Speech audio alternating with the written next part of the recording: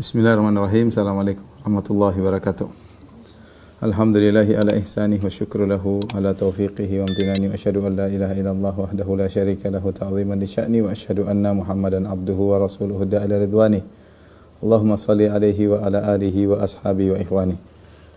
Para ikhwan dan akhwat, para jamaah Masjid Tarbiyah yang dirahmati Allah Subhanahu wa taala, kita lanjutkan bahasan kita tentang sirah nabawiyah. Pada pertemuan lalu telah kita selesaikan tentang perjanjian Al-Hudaybiyah. Sekarang kita akan bahas tentang apa yang terjadi setelah perjanjian Al-Hudaybiyah. Ya, banyak peristiwa-peristiwa yang terjadi setelah perjanjian Al-Hudaybiyah. Di antaranya ketika Nabi SAW pulang dari Al-Hudaybiyah menuju kota Madinah, ternyata onta Nabi SAW hilang, ya, Al-Qaswa, ya, hilang entah kemana. Kemudian maka Ibnu Mas'ud radhiyallahu anhu pun mencari onta Nabi sallallahu alaihi wasallam. Ternyata Ibnu Mas'ud mendapati onta Nabi sallallahu alaihi wasallam, tali kekangnya terikat di sebuah pohon. Maka akhirnya Ibnu Mas'ud membawa onta Nabi kepada Rasulullah SAW. Maka Rasulullah SAW pun mengendarai ontanya kembali dengan penuh gembira, ya. Kemudian ketika Rasulullah SAW sampai di kota Madinah, ya, dan Rasulullah SAW sudah menetap di sana, maka datanglah sekelompok wanita mukminah yang mereka berhijrah dari Mekah menuju Madinah, yaitu mereka muslimat, tapi mereka tinggal di Mekah dan mereka hendak berhijrah ke kota Madinah. Di antaranya ada beberapa wanita, di antaranya adalah Ummu Kulthum binti Uqbah bin Abi Mu'aid. Kita tahu bahwasanya Uqbah bin Abi Mu'aid adalah orang yang dahulu sangat memusuhi Nabi SAW, yang pernah meletakkan tali isi perut unta ke pundak Nabi SAW, dan dia pula yang pernah mengambil selendangnya untuk mencekik Nabi SAW. Tetapi ternyata putrinya mukminah, Ummu Kulthum bintu Uqbah, dan dia pergi lari dari suaminya, ya, disebutkan dia sudah menikah, ya. Kemudian dia lari menuju kota Madinah karena dia muslimah, ya. Ketika dia lari menuju kota Madinah, maka dikejar oleh dua saudaranya, yaitu Umarah bin Uqbah bin Abi Mu'aid dan Al-Walid ibnu Uqbah bin Abi Mu'aid. Dua saudaranya tersebut mengejarnya. Kemudian sampailah mereka tiba di kota Madinah. Mereka berkata, "Ya Muhammad," kata mereka, "wahai Muhammad, aufi lana bima ahadtana alaihi." Ya Muhammad, tunaikanlah janjimu dalam perjanjian yang telah kita sepakati. Bukankah kita telah sepakati kalau ada orang yang datang dari kota Mekah menuju Madinah, ya, harus dikembalikan ke kota Mekah. Dan saudari kami ini atau adik kami ini, Ummu Kulthum, telah kabur dari kota Mekah, maka kembalikanlah dia ke Mekah. Maka Rasulullah SAW tidak menerima permohonan dari dua orang musyrik tersebut, ya, dari saudara kandung dari Ummu Kulthum. Kenapa? Karena dalam perjanjian yang berlaku hanya laki-laki, ya. Kalau laki-laki yang kabur dari Mekah menuju Madinah, maka harus dipulangkan ke kota Mekah. Ini yang kabur wanita. Apalagi ternyata beberapa wanita, dan beberapa wanita tersebut lari dari suami mereka. Mereka mukminat dan mereka kabur dari suami-suami mereka, kemudian mereka menuju ke kota Madinah karena ingin menyelamatkan agama mereka. Maka tatkala itu turun firman Allah Subhanahu wa taala, "Ya ayyuhalladzina amanu idza ja'akumul mu'minatu muhajiratin famtahinuhun." Wahai orang-orang yang beriman, jika telah datang kepada kalian wanita-wanita mukminah berhijrah, maka ujilah iman mereka. Allahu a'lamu bi imanihin. Allah lebih tahu tentang iman-iman wanita-wanita, tentang iman wanita tersebut. Fa in alimtumuhunna mu'minatin, kalau sudah diuji, ya, disuruh bersyahadat, mereka bersyahadat, ya.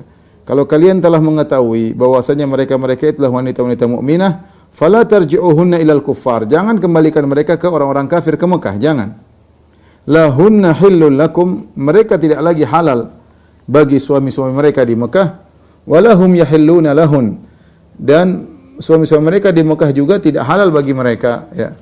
Wa atuhum ma anfaqu, dan berikanlah kepada suami-suami mereka apa yang telah mereka infakkan. Wala junaha alaikum an tankihuhunna idza ataitumuhunna ujurahun, dan tidak mengapa bagi kalian jika kalian ingin menikahi wanita-wanita tersebut jika kalian membayar mahar-mahar mereka. Wala tumsiku bi ismil kawafir, dan janganlah kalian mempertahankan istri-istri kalian yang musyrikah, ya. Was'alu ma anfaqtum wal yas'alu ma anfaqu. Dzalikum hukmullahi yahkum bainahum wallahu alimun hakim. Jadi ayat ini berkaitan dengan sebagian wanita-wanita mukminah yang mereka kabur dari suami-suami mereka dan suami mereka musyrikin karena ingin menyelamatkan agama mereka. Ketika sampai di kota Madinah, orang-orang kafir nuntut agar dikembalikan. Akhirnya Nabi SAW enggan. Kenapa? Karena dalam perjanjian yang dikembalikan adalah jika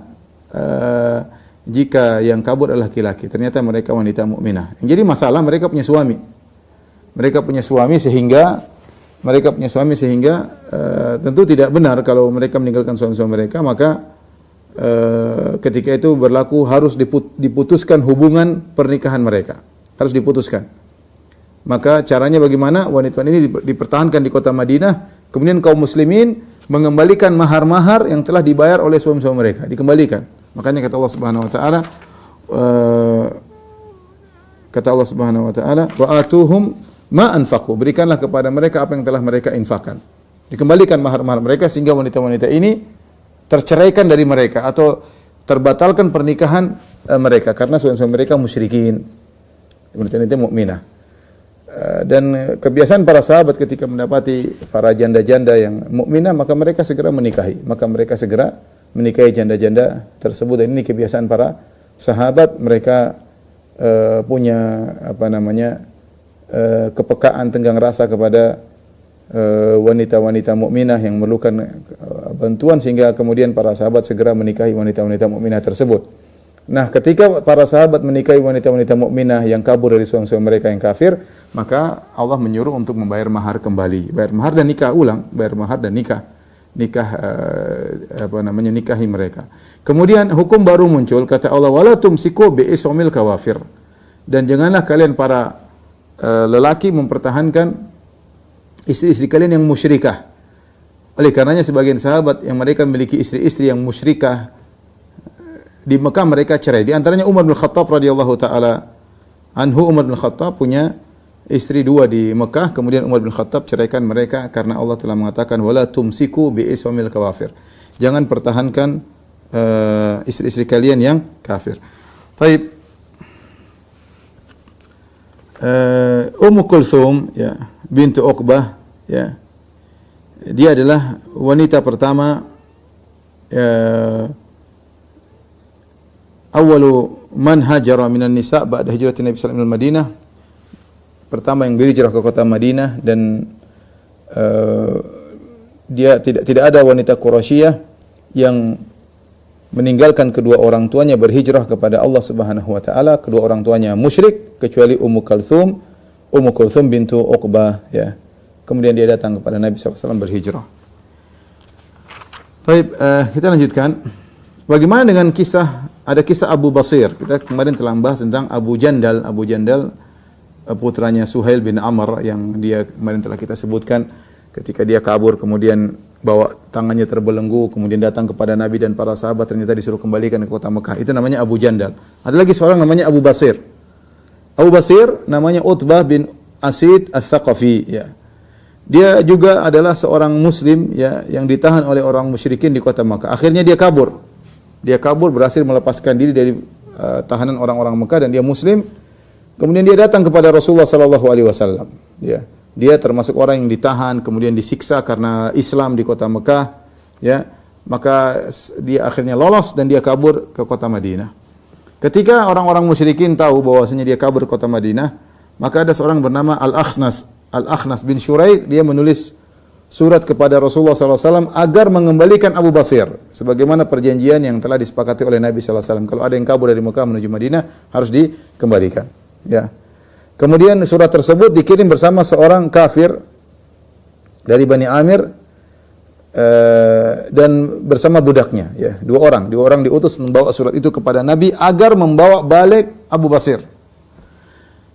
Abu Basir sudah di Madinah. Ketika datang dua orang utusan tersebut membawa suratnya Akhnas bin Syuraik, ya, kepada Nabi sallallahu alaihi wasallam, maka terpaksa Nabi sallallahu alaihi wasallam mengembalikan Abu Basir kepada mereka. Ya, karena Rasulullah sudah berjanji dalam perjanjian Hudaybiyah. Abu Basir dikembalikan kepada dua orang tersebut. Tetap Abu Basir juga taat kepada Nabi SAW. Tatkala mereka bertiga berjalan, Abu Basir bersama dua orang ini, sampailah mereka ke Dzul Hulaifah. Dzul Hulaifah tahu tempat mikotnya kota Madinah yang orang sebut Bir Ali. Kemudian mereka mampir, mereka pun makan korma yang milik mereka. Ketika itu Abu Basir berkata kepada orang kafir yang menahannya ini, ya, dia berkata, "Wallahi inni la ara sayfaka hadha ya fulan jayyidan." Kata dia, "Oh fulan, Masya Allah pedangmu ini bagus." Ya, bagus. Lihat dong ya.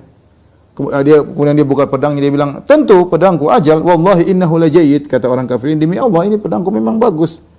Ya, aku sudah memakainya berulang-ulang, laqad jarrabtu tsumma jarrabtu. Dia pamer pedangnya. Kata Abu Basir, "Hari ini anzur il, coba aku lihat pedangmu bagusnya kayak apa sih? Pengin sini kasihkan aku."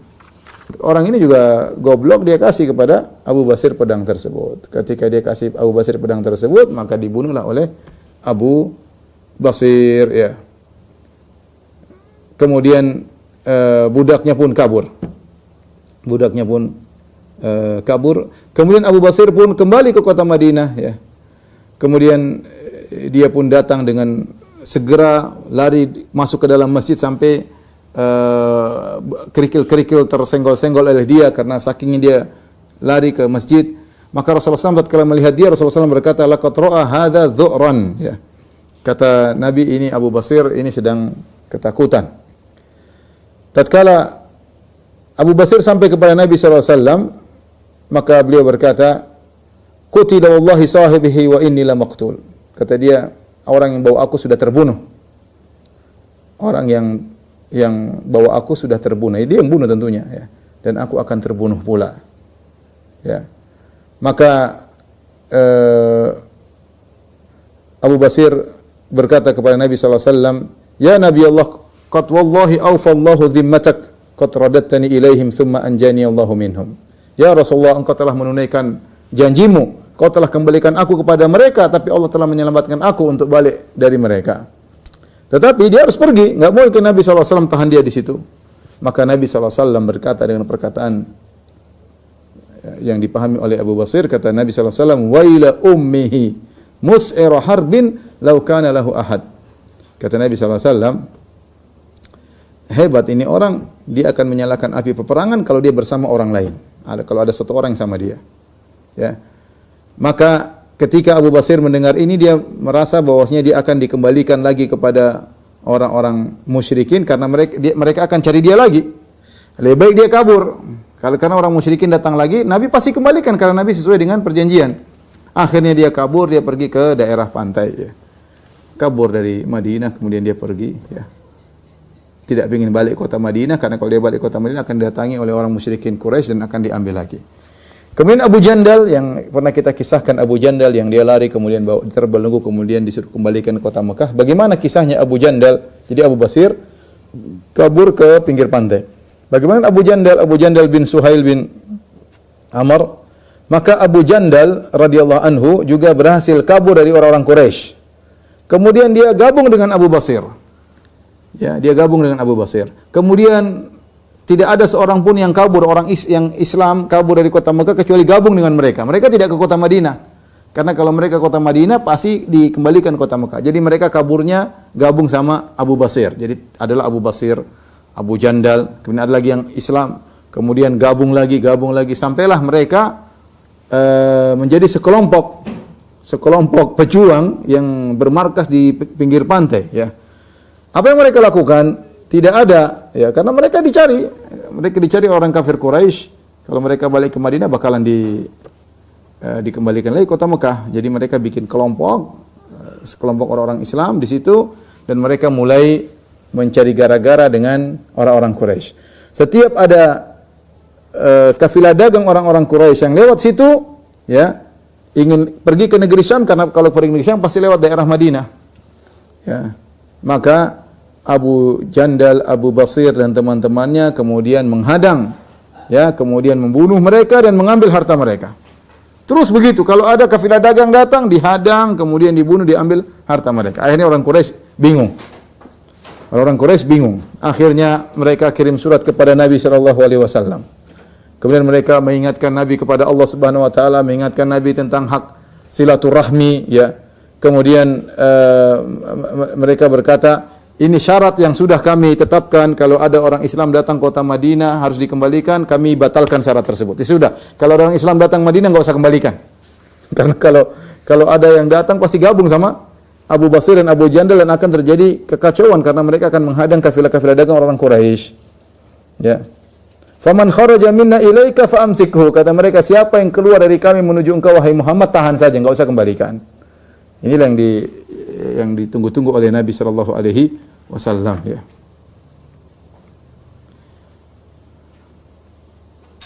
Maka Rasulullah SAW segera tulis surat kepada Abu Basir, ya, dan kepada Abu Jandal radhiyallahu anhuma untuk segera datang ke kota Madinah bersama kawan-kawannya, sekelompok pejuang tadi, agar pulang semua ke kota Madinah karena orang-orang Quraisy sudah menggugurkan poin janji yang tadinya mereka pertahankan. Akhirnya datanglah surat Nabi sallallahu alaihi wasallam kepada Abu Basir dan Abu Jandal. Ketika itu Abu Basir dalam kondisi sakaratul maut, lagi yahtadir, yaitu akan meninggal dunia. Kemudian dia baca surat Nabi sallallahu alaihi wasallam, kemudian dia pun meninggal setelah membaca surat Nabi sallallahu alaihi wasallam. Maka dia pun dikubur di tempat tersebut. Ya, radhiyallahu taala anhu. Kemudian Abu Jandal pun bersama kawan-kawannya pun datang ke kota Madinah. Dan inilah benar yang sudah Nabi ucapkan kepada Abu Jandal ketika dia bilang, "Ya kaum muslimin, bagaimana aku baru lari dari kota Mekah, kalian kembalikan aku lagi." Ketika itu Nabi SAW suruh dia bersabar. Ketika terjadi perjanjian Hudaybiyah, kata Nabi, "Isbir wahtasib, fa inna Allaha ja'ilun laka wa liman ma'aka minal mustad'afina farajan wa makhraja." Sabarlah wahai Abu Jandal, dan carilah pahala. Sungguhnya Allah akan memberikan bagi engkau dan bersama orang-orang yang kesulitan bersamamu, Allah akan berikan solusi dan jalan keluar. Baik, di antara peristiwa yang terjadi setelah perjanjian Al-Hudaybiyah ini, di masa perjanjian Hudaybiyah itu dari tahun ke-6 Hijriah sampai tahun 8 Hijriah. Perjanjian terjadi sekitar 2 tahun. Karena nanti orang-orang sekutunya orang-orang Quraisy berkhianat. Nanti akan kita jelaskan sehingga terjadi perang atau Fatu Makkah, ya. Jadi tahun ke-6, tahun ke-7 sampai tahun ke-8 ini adalah masa perjanjian damai, ya, Hudnah atau Al-Hudaybiyah, ya. Orang disebut Al-Hudnah, disebut Al-Muddah, yaitu waktu perjanjian damai.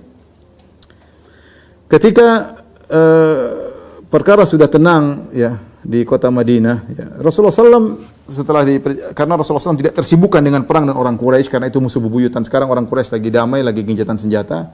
Mereka juga sibuk berdagang. Rasulullah SAW mulai terus melanjutkan dakwahnya. Maka Rasulullah SAW mendapatkan kesempatan yang pas untuk mulai berdakwah di luar Jazirah Arab. Maka Rasulullah SAW menulis surat-surat kepada raja-raja Arab dan raja-raja non-Arab. Ya. Beliau tulis surat menyuruh mereka untuk masuk Islam.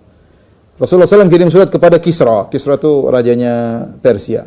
Rasulullah SAW kirim surat juga kepada Kaisar, rajanya Romawi. Rasulullah SAW kirim surat kepada Najasyi, rajanya Habasyah. Semua raja-raja Rasulullah SAW kirim surat. Ya. Kemudian Rasulullah SAW kirim bersama utusan Nabi SAW untuk bawa surat tersebut. Ketika Rasulullah SAW sedang menulis surat, Rasulullah SAW ingin kirim surat, maka ada yang mengatakan kepada Nabi, "Ya Rasulullah, mereka, raja-raja tersebut, tidak akan menerima suratmu kecuali kalau ada stempelnya, ada khatam, ada cincin stempelnya, ya." Karena ini kebiasaan urfnya raja-raja di antara mereka. Jadi kalau resmi harus ada stempelnya. Maka Rasulullah SAW akhirnya pakai cincin. Cincin terbuat dari perak, tertulis Muhammad Rasulullah. Dan itu asal muasalnya kenapa Rasulullah SAW pakai cincin, ya. Anas bin Malik bercerita, "Anna Nabi sallallahu alaihi wasallam arada an yaktuba ila rahtin aw unasin minal a'ajim." Rasulullah SAW ingin tulis surat kepada sekelompok raja-raja dari orang-orang Ajam non-Arab. Faqila lahum, maka dikatakan kepada Nabi, "Innahum la yaqbaluna kitaban illa alaihi khatam." Ya Rasulullah, mereka tidak menerima suratmu kecuali kalau ada stempelnya. Maka Rasulullah SAW pun mengambil cincin terbuat dari perak, tulisannya Muhammadun Rasulullah. Ya. Ya, cincin tersebut dipakai oleh Nabi sallallahu alaihi wasallam ketika Nabi sallallahu alaihi wasallam meninggal, digantikan oleh Abu Bakar, dipakai oleh Abu Bakar radhiyallahu taala anhu. Ketika Abu Bakar radhiyallahu meninggal, dipakai lagi oleh Umar bin Khattab radhiyallahu anhu. Ketika Umar bin Khattab meninggal, dipakai oleh Utsman bin Affan radhiyallahu taala anhu. Kemudian di masa pemerintahan Utsman suatu hari di sebuah sumur namanya Bi'ir Aris. Kemudian Utsman goyang-goyangkan cincinnya, tahu-tahu cincin tersebut jatuh ke dalam sumur. Kemudian Utsman menyuruh orang untuk mencari cincin tersebut. Dicari selama 3 hari, 3 malam tidak mendapatkan cincin tersebut. Akhirnya hilanglah cincin tersebut. Ketika Rasulullah SAW mengirim surat kepada raja-raja, Rasulullah SAW mengirim orang-orang yang spesial yang bisa menjadi juru bicaranya Nabi, karena mereka akan bertemu dengan orang-orang hebat yang akan menyampaikan risalah Rasulullah SAW. Tidak sembarang orang yang dikirim oleh Nabi SAW. Maka Rasulullah SAW memilih orang-orang spesial dari para sahabat untuk membawa surat tersebut. Maka di antaranya Rasulullah SAW kirim surat kepada Raja Najasyi. Ya. Najasyi yang orang yang soleh namanya Ashamah. Ya. Najasyi itu lakop gelar, gelar yang kalau suatu negara ada yang namanya presiden, ada yang raja. Seperti Fir'aun itu adalah gelar bagi seluruh raja Mesir, namanya Fir'aun. Fir'aun sendiri punya nama tersendiri. Ramses lah apalah, tapi Fir'aun itu artinya raja Mesir. Najasyi artinya penguasa atau raja Habasyah. Kaisar artinya raja Romawi. Kisra artinya raja Persia. Seperti itu. Tapi mereka punya nama-nama tersendiri. Tapi intinya Najasyi itu bukan nama. Najasyi itu gelar, maksudnya raja Habasyah. Najasyi ini namanya, yang soleh ini namanya Ashamah. Namanya Ashamah. Yang dia masuk Islam karena mendengar dakwah dari Ja'far bin Abi Thalib. Ketika Ja'far bin Abi Thalib membacakan surat Maryam tentang Nabi Isa alaihissalam dan dia Nasrani, maka dia pun menangis sehingga air matanya membasahi jenggotnya. Ya, dia Ashamah. Dan dialah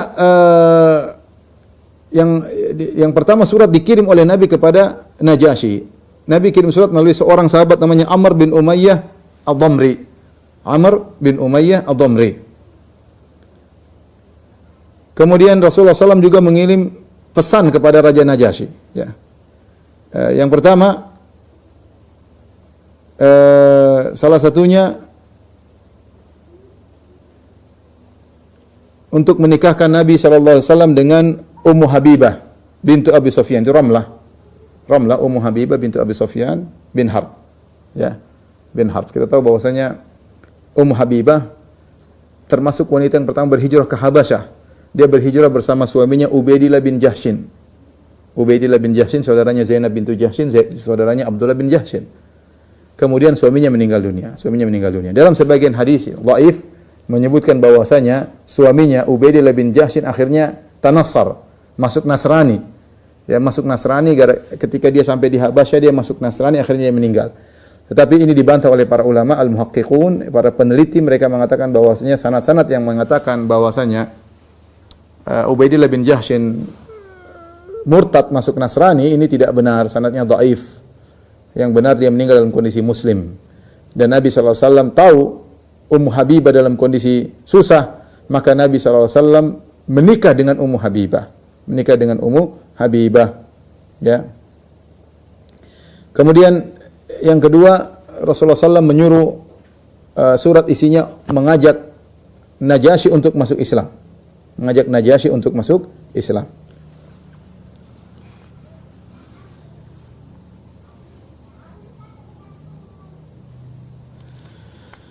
Dari Ummu Habibah radhiyallahu anha, dia berkata, dia dahulu adalah istri dari Ubaidillah bin Jahshin. Ya.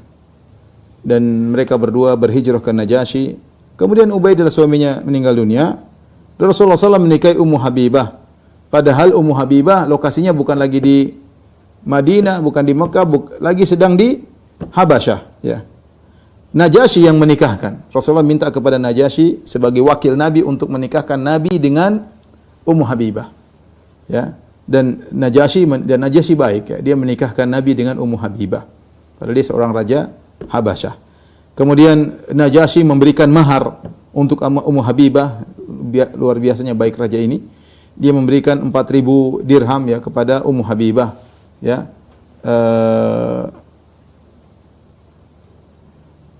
Kemudian dikirimkanlah kepada Rasulullah SAW bersama Syurahbil bin Hasanah. Dan semua urusan diatur oleh Najasyi, ya. Dan Rasulullah SAW tidak mengirim apapun. Semua yang dilakukan atau persiapan pernikahan semua dilakukan oleh Najasyi. Tapi apa surat Najasyi Rasulullah SAW kepada Najasyi? Ya. Isinya Bismillahirrahmanirrahim. Hadza kitabun min Muhammadin Rasulillah ila Najasyi al-Asham azimil Habasyah. Bismillahirrahmanirrahim. Inilah surat dari Muhammad Rasulullah kepada Najasyi, namanya Al-Asham, penguasa Habasyah. Rasulullah SAW menyebutkan gelarnya Azimil Habasyah, yaitu dia orang yang diagungkan di Habasyah. Salamun ala man ittaba'al huda. Keselamatan bagi orang yang mengikuti petunjuk. Ya, Rasulullah tidak mengatakan assalamualaikum. Assalamualaikum. Karena dia belum masuk Islam. Maka Rasulullah memberi salam dengan salam yang salam kepada orang yang mengikuti petunjuk. Kalau ikut petunjuk kena salam, kalau enggak kena salam. Salamun ala man ittaba'al huda. Keselamatan bagi orang yang mengikuti petunjuk. Wa amana billahi wa rasulih. Dan beriman kepada Allah dan Rasulnya. Wa syahida an la ilaha illallah wahdahu la syarikalah. Dan bersaksi bahwasanya tidak ada sembahan yang berhak disembah kecuali Allah semata, tidak ada sekutu baginya. Lam yattakhidh sahibatan wala waladan. Bahwasanya Allah Subhanahu wa taala tidak punya istri dan tidak punya anak. Wa anna Muhammadan abduhu wa rasuluh, dan bersaksi bahwasanya Muhammad adalah hambanya dan rasulnya. Adu'uka bi ayatillah. Aku menyuruh engkau dengan seruan Allah, fa inni ana rasulullah fa aslim taslam. Aku ini adalah utusan Allah, maka masuk Islamlah engkau wahai Najasyi dan kau akan selamat. Qul ya ahlal kitab ta'alu ila kalimatin sawa'in bainana wa bainakum alla na'budu illa Allah wa la nusyrika bihi syai'a wa la yattakhidha ba'duna ba'dhan arbaba min dunillah. Maka Nabi tuliskan katakanlah firman Allah, wahai ahlul kitab, kemarilah kalian menuju satu kalimat yang sama antara kami dengan kalian, yaitu tidaklah kita menyembah kecuali Allah semata dan kita tidak berbuat syirik kepada Allah sama sekali, dan janganlah sebagian kita menjadikan sebagian yang lain sebagai sembahan-sembahan selain Allah. Ya. Kemudian kata Nabi SAW, fa in abaita, kalau kau tidak mau masuk Islam wahai Najasyi, fa alaika ithmun nasara min qaumika, maka dosa Nasara semua kau yang tanggung dari kaummu. Ya, dosa Nasara Habasyah kau akan tanggung dosa mereka.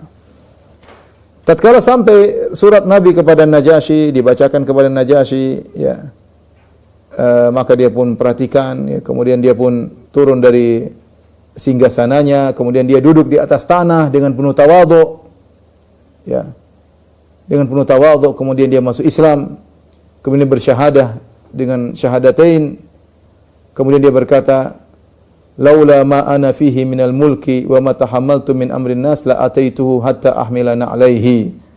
Kata Najasyi dengan penuh tawadhu, dia duduk di atas tanah, tidak lagi di singgasananya, dia mengatakan, kalau bukan aku ini punya urusan kerajaan, kalau bukan tanggung jawabku terhadap urusan masyarakatku, sungguh aku akan benar-benar datang menemui Rasulullah SAW dan aku akan membawa sendalnya.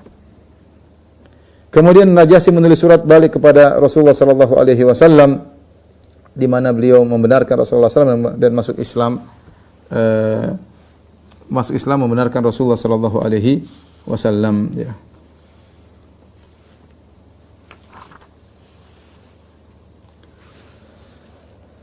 Taib. Bahkan Najasyi mengirim hadiah kepada Nabi SAW, ya. Di antaranya perhiasan dari Najasyi, ya. Najasyi memberi hadiah kepada Nabi SAW. Di situ ada cincin dari emas, di situ ada dan ada ukiran Habasyah, ya. Maka Nabi SAW demikian juga, kemudian Nabi SAW tidak mengambil cincin emas tersebut. Kemudian Nabi memanggil Umamah binti Abil As, itu cucunya yaitu putrinya Zainab. Maka Rasulullah SAW mengatakan, tahalli bihadhihi ya bunayya, wahai putriku, wahai cucuku, berhiaslah dengan cincin ini. Najasyi radhiyallahu anhu meninggal, ya, pada tahun ke-9 Hijriah.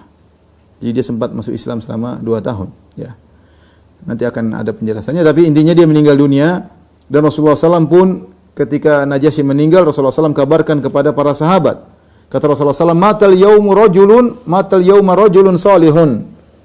Telah meninggal pada hari ini seorang laki yang saleh. Faqumu fasallu ala akhikum. Maka bangkitlah dan salatlah terhadap saudara kalian, Ashama, yaitu Ashama itu Najasyi. Wastaghfiru lahu, dan mohonkanlah ampunan baginya. Maka Rasulullah SAW pun salat dengan salat gaib. Inilah disyariatkan salat gaib, kemudian khilaf di kalangan para ulama kapan disyariatkan salat gaib. Ada beberapa pendapat ya, namun yang benar wallahu a'lam bishawab ya, pendapat yang kuat mengkerucut pada dua, yaitu boleh disyariatkan salat gaib kepada orang yang belum disolatkan. Dan Najasyi kemungkinan besar belum disolatkan karena dia di Habasyah dan dia meninggal di tengah kaumnya, dan kaumnya semuanya Nasara. Tidak ada yang menyolatkan dia sehingga Nabi menyolatkannya. Ini pendapat pertama. Pendapat kedua, Najasyi kenapa disolatkan? Karena dia salah seorang yang memiliki jasa bagi Islam ya. Dia telah menolong para sahabat yang berhijrah dan dia masuk Islam, dan dia memberikan hadiah kepada Nabi SAW. Jasanya besar kepada kaum muslimin, terutama di awal-awal dakwah Nabi SAW ketika kaum muslimin dalam kondisi sulit di kota Mekah. Kemudian mereka berhijrah ke negeri Habasyah, dan Najasyi menyambut mereka dan beri keamanan kepada mereka. Karena dia punya jasa besar terhadap Islam, maka boleh disolatkan gaib. Ini pendapat yang diambil oleh selama saya di Arab Saudi, yang dipraktikkan ini. Kalau ada orang soleh atau orang punya jasa besar meninggal, maka imam di Masjid Nabawi salat gaib biasanya. Biasanya salat gaib. Pendapat dipilih oleh Syekh Albani rahimahullah taala bahwasanya tidak disolatkan gaib kecuali kepada orang yang belum disolatkan. Misalnya ada seorang meninggal di tengah keluarganya yang mungkin langsung dikubur, misalnya dikubur bahkan mungkin dengan tradisi agama keluarganya, dan kita tahu dia muslim, maka kita boleh salat gaib ya.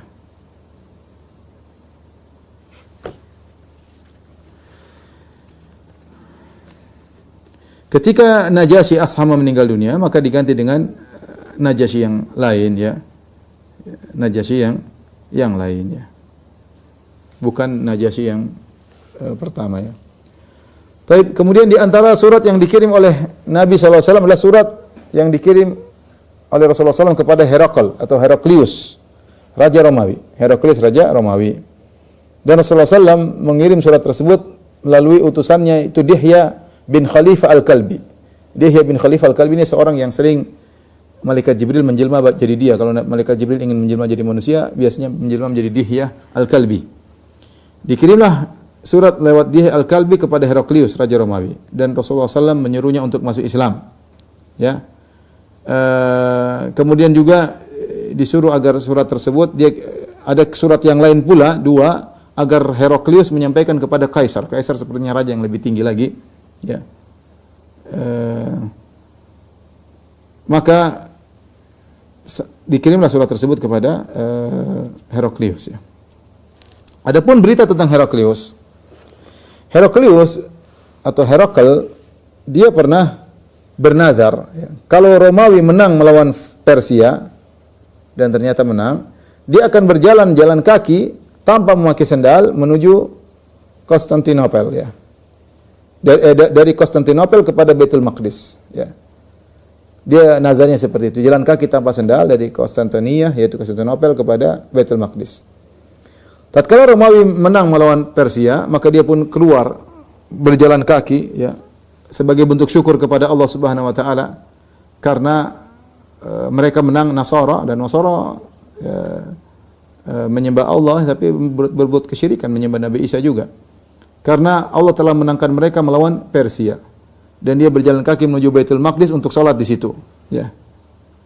Kemudian tatkala dia sampai di sana, kemudian dia pun salat di sana, dia bertemu dengan pembesar-pembesarnya, ya, orang-orang mulia di kalangan Romawi. Namun hari itu asbah yauman khabithan nafs, jiwanya tidak enak, sedih, dia gelisah, entah apa yang terjadi, dia gelisah. Kemudian dia berkata, teman-temannya berkata, pembesar-pembesar Romawi berkata, qad istankarna hay'ataka. Wahai Heraklius, wahai raja, kami heran melihat kondisimu ya. Dan Heraklius ini adalah hazza, dia Nasrani tapi dia dukun, dia suka ngeramal, suka ngelihat bintang-bintang dan dia ngeramal. Mereka bertanya, kenapa engkau kelihatan gelisah wahai Raja Heraklius? Dia berkata, inni ra'aitu lailata hina nadhartu fin nujum mulkal khatan qad zahar ya.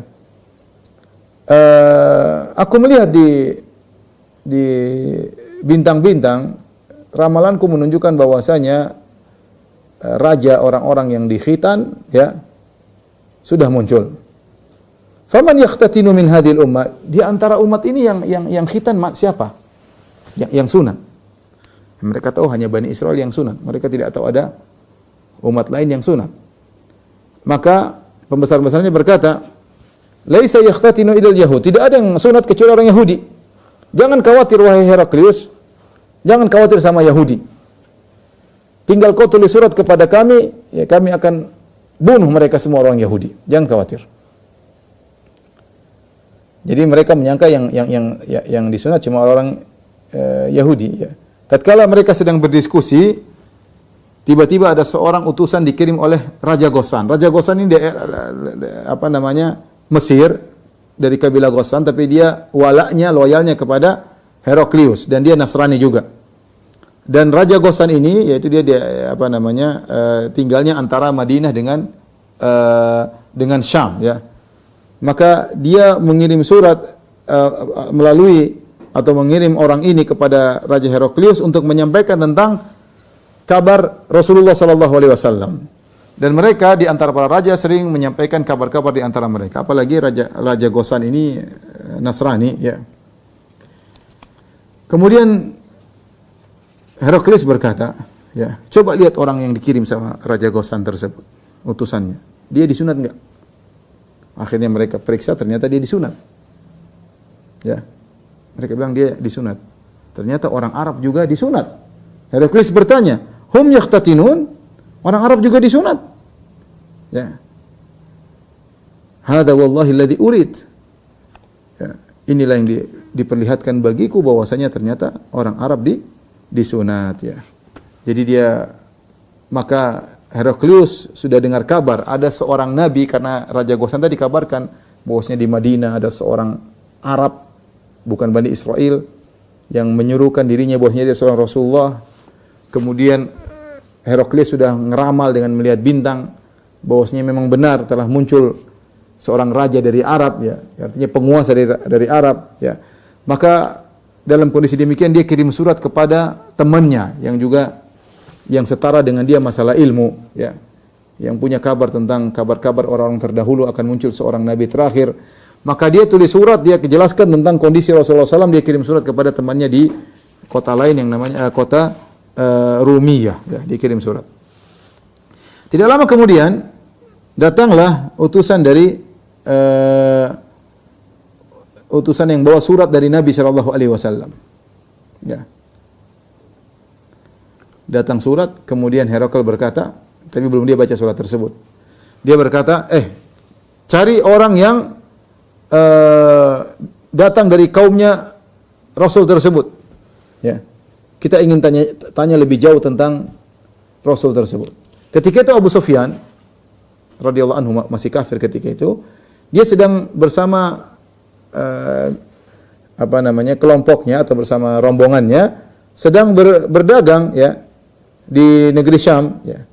Maka kemudian Heraklius mengutus pasukannya untuk mencari orang-orang dari Quraisy yang sekampung dengan Nabi sallallahu alaihi wasallam, dan ketika itu di masa perjanjian Hudaybiyah. Dan akhirnya mereka pun dipanggil. Abu Sufyan bercerita. Tentu cerita ketika dia sudah Islam, dia meriwayatkan kisahnya. Kami pun dipanggil, fa'dukhilna alaihi, kami pun dimasukkan bertemu dengan Heraklius. Sementara dia sedang duduk di atas singgasananya dan dia pakai taj, itu pakai mahkota, ya. Di sekitarnya Audama Ar-Rum, di sekelilingnya ada orang-orang pembesar Romawi. Kemudian dia panggil penterjemah. Kemudian dia berkata, tanyakan kepada mereka. Ini gerombolan atau rombongan dari Mekah.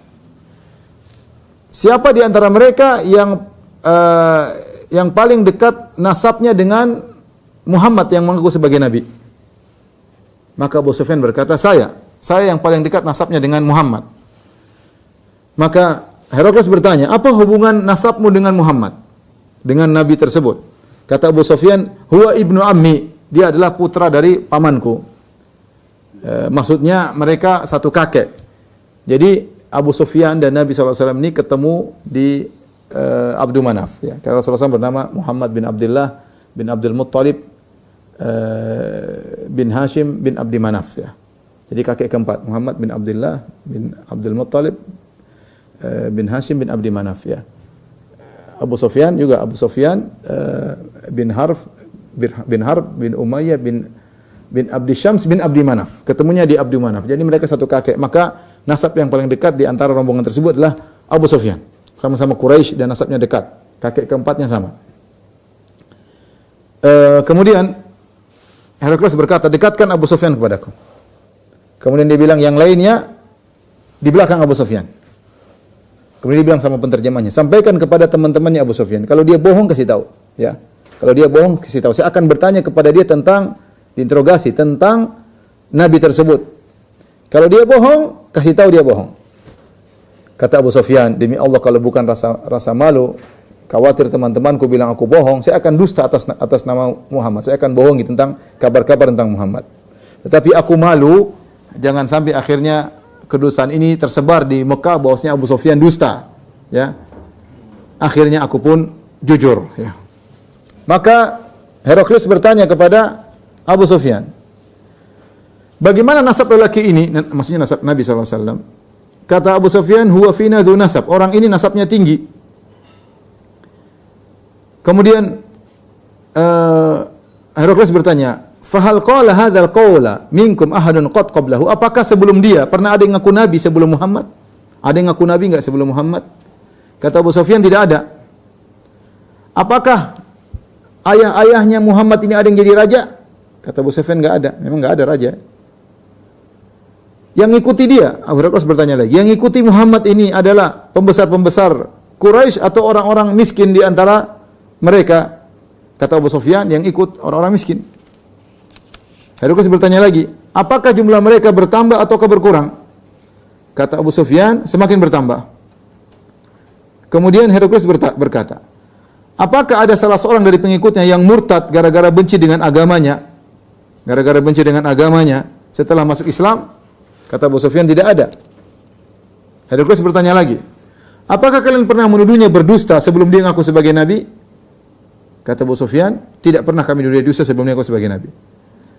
Heraklius bertanya lagi, apakah ini Muhammad pernah berkhianat? Kata Abu Sufyan, tidak pernah. Tidak pernah dia berkhianat. Tetapi kita sekarang dalam masa perjanjian Hudaybiyah. Saya tidak tahu dia berkhianat atau tidak. Jadi kata Abu Sufyan, saya tidak menemukan celah untuk mencela Muhammad Rasulullah SAW kecuali perkataan ini. Saya ingin buat keraguan kepada Heraklius. Ketika ditanya, Heraklius bertanya sama dia, apakah Muhammad pernah berkhianat dalam perjanjian? Kata Abu Sufyan, tidak pernah. Tapi kita sekarang sedang perjanjian sama dia, saya tidak tahu dia berkhianat atau tidak. Apa yang akan dilakukan di kemudian hari? Kemudian Heraklius bertanya lagi, apakah kalian memeranginya? Kata Abu Sufyan, iya, kami berperang dengannya.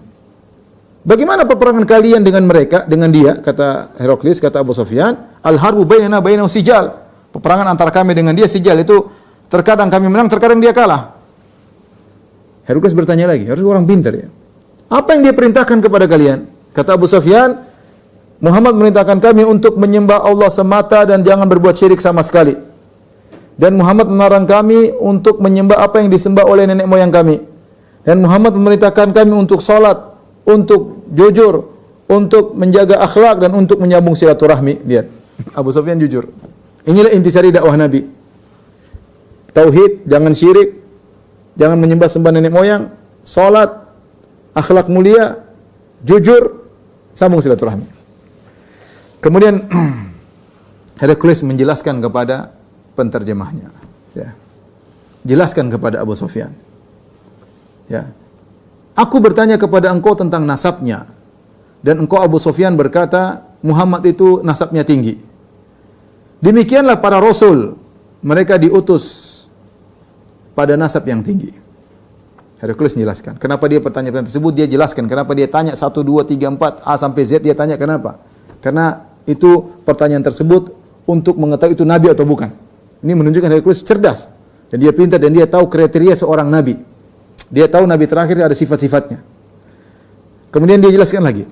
Aku bertanya kepada engkau, wahai Abu Sufyan, ya, apakah ada yang pernah ngaku nabi sebelum Muhammad? Dan kau berkata tidak ada. Ya, aku berkata seandainya kalau sebelum Muhammad ada orang ngaku sebagai nabi, maka Muhammad ini hanya ikut-ikutan saja. Terus aku bertanya kepada engkau lagi wahai Abu Sufyan. Aku bertanya, apakah nenek moyangnya ada yang pernah jadi raja? Engkau bilang tidak ada. Maka aku jelaskan, wahai Abu Sufyan, seandainya bapaknya ada yang pernah jadi raja, tentu Muhammad ini hanya ingin merebut kembali singgasana bapaknya atau kakeknya. Dan aku bertanya kepada engkau juga Abu Sufyan, apakah kalian pernah menuduhnya berdosa sebelum dia ngaku sebagai nabi? Dan engkau jawab, tidak pernah. Maka aku tahu kalau seorang nabi, dia saja tidak berani berdusta atas nama manusia, apalagi berdusta atas nama Allah. Tidak mungkin. Dan aku bertanya kepada engkau, apakah pengikutnya adalah pembesar-pembesar orang-orang Arab di sana ataukah orang-orang yang miskin-miskin, yang lemah? Dan engkau menjawab pengikutnya adalah orang-orang lemah. Kata Heraklius, demikianlah hum atba'ur rusul, demikianlah pengikut para rasul, rata-rata orang-orang miskin-miskin. Aku bertanya kepada engkau juga, apakah mereka jumlahnya bertambah atau berkurang? Dan engkau berkata bahwasanya jumlah mereka bertambah. Demikianlah iman terus bertambah sampai sempurna. Dan aku bertanya kepada engkau, apakah ada salah seorang dari pengikut Muhammad yang kemudian murtad gara-gara benci kepada agama Muhammad setelah dia masuk dalam Islam? Engkau jawab, tidak ada. Demikianlah iman jika telah merasuk ke dalam hati. Aku bertanya kepada engkau, apakah kalian pernah memeranginya? Dan engkau menjawab, kalian telah memeranginya. Dan peperangan di antara kalian, wahai Abu Sufyan, dengan Muhammad adalah sijal, silih berganti, terkadang kalian menang, terkadang dia menang. Ya, demikianlah para rasul. Mereka juga diuji, terkadang kalah. Tsumma takunu lahumul aqibah, tetapi kemenangan ujungnya adalah milik mereka. Aku tanya kepada kalian, kepada engkau wahai Abu Sufyan, apa yang diperintahkan oleh Muhammad? Engkau menjawab, dia memerintahkan kalian untuk beribadah kepada Allah semata dan tidak berbuat kesyirikan. Dan dia melarang kalian untuk beribadah kepada berhala, dan dia memerintahkan kalian untuk salat, untuk jujur dan untuk berakhlak mulia. Kemudian Heraklius berkata, kesimpulan. Setelah interogasi kepada Abu Sufyan, dia berkata, fa in kana ma taqulu haqqan, wahai Abu Sufyan, kalau ternyata yang kau ucapkan itu benar, fa sayamliku mawdi'a qadamai hataini, dia akan menguasai singgasanaku ini. Kalau dia benar, dia akan menguasai tempat kedua kaki ini, dia akan menguasai singgasanaku ini. Wa qad kuntu a'lamu annahu kharij, aku sudah tahu dia bakalan keluar.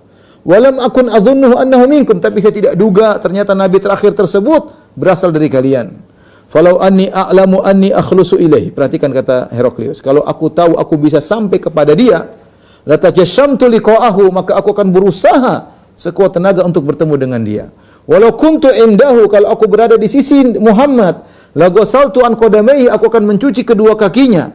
Wala yablughanna mulkuhu ma tahta qadamayya, sungguh kekuasaannya akan sampai kepada singgasanaku. Kemudian Heraklius bilang, mana surat dari Muhammad? Dibawalah surat yang ditulis oleh Rasulullah SAW. Apa isinya? Yang dibawa oleh Dihya Al-Kalbi.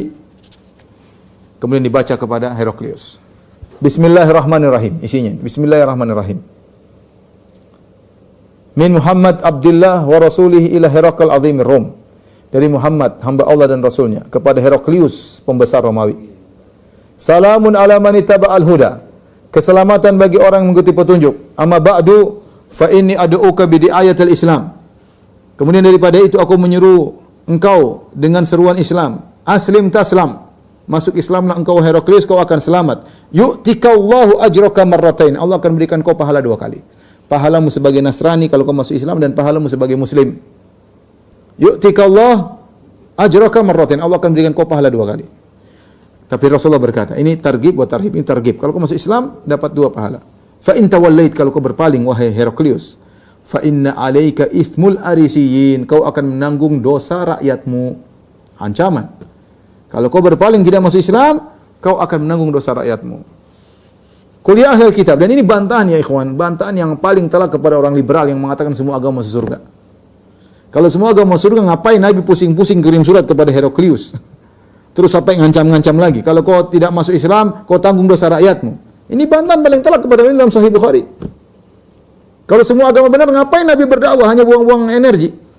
Semua sudah benar kok, semua masuk Islam, ngapain Nabi ceramah sana ceramah sini? Ngapain? Ngapain tulis surat sampai ngancam-ngancam? Ya, ngapain? Kenapa Nabi buat demikian? Karena mereka di atas kesesatan dan mereka akan masuk neraka. Maka Nabi ingatkan mereka. Kata Nabi SAW, fa in tawallait, kalau kau berpaling wahai Heraklius, fa inna alaika ithmul arisin, kau akan menanggung dosa rakyatmu. Qul ya ahlal kitabi ta'alu ila kalimatin sawa'in baina wa bainakum alla na'budu illa Allah, dan seterusnya. Kemudian firman Allah, wahai ahlul kitab, Kemarilah menuju satu kalimat yang sama antara kami dengan kalian. Apa kalimat yang sama tersebut? Janganlah kita menyembah kecuali Allah semata dan jangan berbuat syirik sama sekali kepada Allah. Wala yattakhidha ba'duna ba'dhan arbaba min dunillah. Jangan sampai sebagian kita mengangkat sebagian yang lain sebagai sembahan-sembahan selain Allah. Jangan angkat Nabi Isa sebagai Tuhan. Jangan angkat Uzair sebagai anak Allah. Dan jangan angkat pendeta-pendeta yang bisa merubah-rubah isi kitab suci. Mengharamkan yang halal, menghalalkan yang haram. Jangan. Tatkala dibacakan surat Nabi SAW terhadap Heraklius, ihtazza wa ta'athar, gemetar Heraklius. Dan dia terpengaruh dengan surat tersebut. Gemetar. Ketika kata Abu Sufyan hadir di situ, Abu Sufyan cerita, dibacakan surat tersebut di depan Abu Sufyan belum pulang. Dia masih dengar, dia melihat kejadian, ya. Tatkala kata Abu Sufyan, falamma qala maqal wa faraga min qira'atil kitab. Tatkala Abu Sufyan tadi sudah bilang apa yang dia ucapkan, dia sudah bilang, seandainya saya bisa ketemu dia, sungguhnya Muhammad itu akan menguasai tahtaku.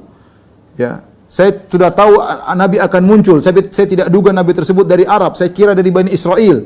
Ya, kalau saya bisa ketemu dengan dia, saya akan ketemu dengan dia. Kalau saya ada di sisinya, saya akan cuci kedua kakinya, akan berkhidmat kepada dia. Ketika dibacakan surat tersebut, Heraklius gemetar, maka kasura indahu sakhab, maka terjadi suara keributan. Karena Heraklius ngerti, tetapi punggawa-punggawanya, pengawal-pengawalnya, pembesar-pembesarnya tidak mau. Wartafa'atil aswat, teriakan-teriakan. Wa ukhrijna, dan kami pun dikeluarkan. Kata Abu Sufyan, ketika kami dikeluarkan, aku berkata kepada kawan-kawanku, laqad amira amru ibni Abi Kabsyah. Sungguh besar ini urusannya, perkaranya Ibnu Abi Kabsyah, maksudnya Muhammad. Ini Muhammad ternyata urusannya besar ini. Sampai diakui oleh Heraklius, raja Romawi, bukan raja raja Romawi. Innahu yakhafuhu maliku Banil Asfar. Bayangkan rajanya orang-orang pirang, orang-orang bule takut sama dia. Rajanya orang-orang bule takut sama Muhammad. Ya. Famaziltu muqinan annahu sayadhhar, kata Abu Sufyan, aku terus semenjak itu aku yakin Muhammad ini akan menang hatta adakhalahu Allahu alayhi al-Islam, sampai akhirnya Islam, Allah masukkan Islam dalam dadaku. Nanti dia masuk Islam akhirnya Abu Sufyan. Kemudian Heraklius pergi ke Hims, ke kota Hims. Ya.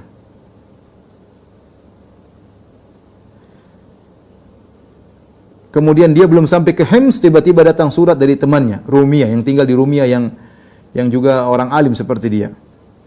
Dari temannya yang tinggal di Rumiyah. Yang tadi Heraklius tanya kepada dia, bagaimana menurutmu tentang kondisi laki-laki nama Muhammad gini.